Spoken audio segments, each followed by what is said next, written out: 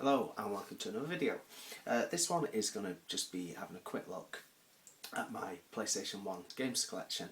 Our latest episode, episode 11, was looking back at the launch of the PlayStation, well, the UK launch, because it's been 20 years.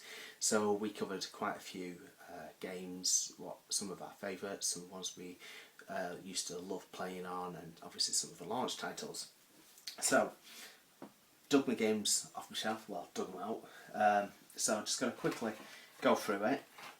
One of the first ones, bear in mind I've got a great PS1 collection. It's something that I've not really invested that much time and money into. So a lot of these I've picked up really cheap, and a couple I've had for years. So I think this was, again, probably just off a car boot for about £1. International Track and Field.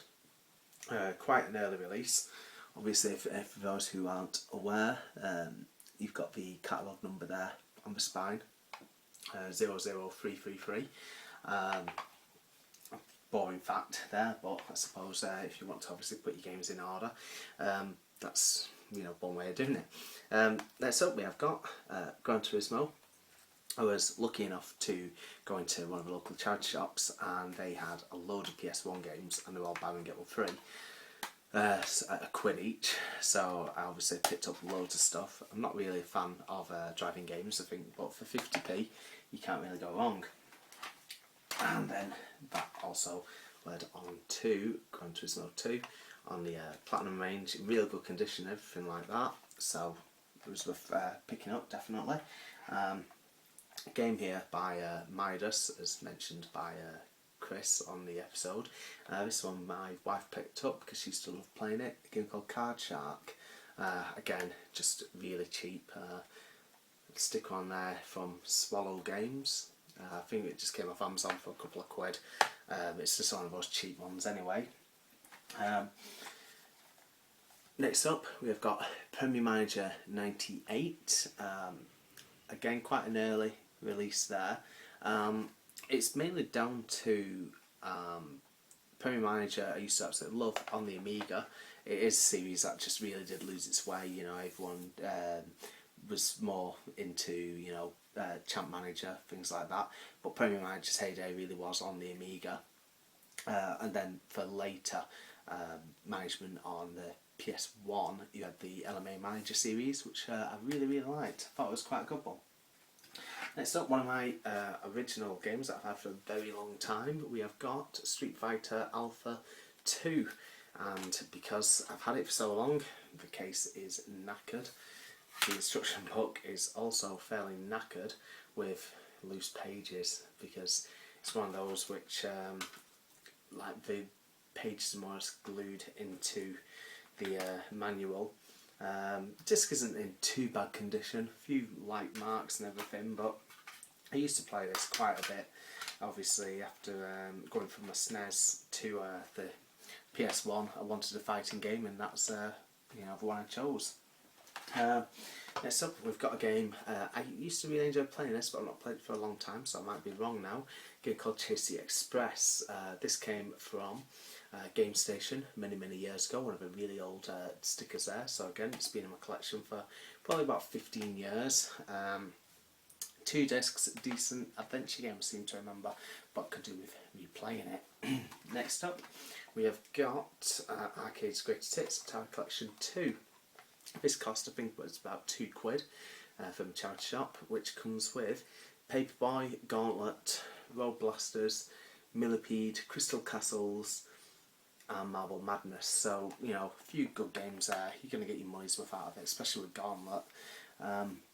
£2, can't go wrong. Next up, we have got one of the Psygnosis titles, Colony Wars Vengeance. Again, this was one of the 50p pickups. Never actually played it though. I know when I was at college, a few people really enjoyed the Colony Wars games, but I just didn't get into them. Sticking with sci-fi, a game called Descent. Again, another cheap pickup by Interplay, and one of the really early releases there, number 55 on the spine. Next up, I remember this coming out when I worked at Virgin Megastore. Apocalypse, starring, well, the likeness of Bruce Willis. I don't know if he used his voice on this. I honestly can't remember. I remember just playing the demo of it. But again, cheap pickup. I think that came from cash converters for about £1 or so, as did these ones here that I'm just coming up to. Time Crisis, but I don't have the gun, so I need to get that changed. But I think I'm just going to get one of those Scorpion guns, because I've also got the Saturn as well, the Scorpion guns that Phil mentions in the latest episode. So then it's like 2 birds, 1 stone. Then another game I've not played, bit of a horror one, Alone in the Dark, of a New Nightmare. I don't know, I've never really got into the Alone in the Dark series, but I want to give it a try. This one, this Peter Pan game, that just came free when I was at one of the games events off the Retro Collect stall. Just thought I'd pick it up for our niece to play. There's quite a lot of good Disney games, so you know, for free, it's you can't really complain. Here we've got Colony Wars Red Sun with another old Game Station sticker on, 5 for £5. What is next? A game that I do want to play, one that I've just still never got round to though. Heart of Darkness, again by Ocean there, so probably one of the last games that they did. I've heard really good things about this as well, so you know, quite looking forward to checking it out. Also, it has got inside some 3D glasses as well. I've obviously not played the game, so I don't know when you're meant to use those and what for, but yeah, I really should at least try that one out. And we've got another football one, Perma Manager. I picked this up just again, 50p on the car boot sale.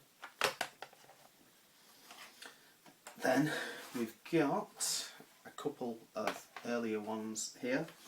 We've got G-Police, again 50p pick up in the charity shop. There it's got some old game stick on it there for £1.99. So it's another Psygnosis title. And here we've got another Psygnosis title, Destruction Derby, which I used to absolutely love. I've not played it for a very long time though, but it's like one of the sort of key early titles.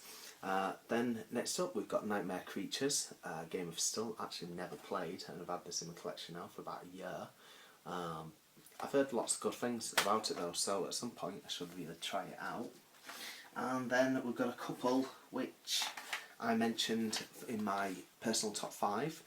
We've got Bust a Move 2, which is, like I say, one of my first games that I owned, and again, still own it, you know. Disc is quite worn though. And then we've got Hard Trilogy, something I've got rid of and then rebought again. And like I say, I give my thoughts of that on the podcast episode. Then we've got a couple which I picked up fairly recently. For I think it was £2 each. No, 99p each from Cash Converter. We've got Cash Generator, I think it was this one. Monopoly, £3 worth a try. A game called Rescue Shot, something I've never played. I think you have to use a light gun with it, done by Namco. A game called In Cold Blood, done by Revolution Software, you know, who did Broken Sword series. So again, still need to try that at some point.